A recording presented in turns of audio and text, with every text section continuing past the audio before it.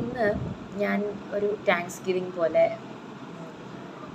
എന്തൊക്കെയോ എന്നെപ്പറ്റി എനിക്ക് ഒത്തിരി പറയാനുണ്ട്. പക്ഷേ ലൈക്ക് എനിക്കിങ്ങനെ വീഡിയോ എടുക്കുന്നതും ഒക്കെ സംതിങ് ലൈക്ക് എന്തോ പോലെയാണ് തോന്നുന്നത്.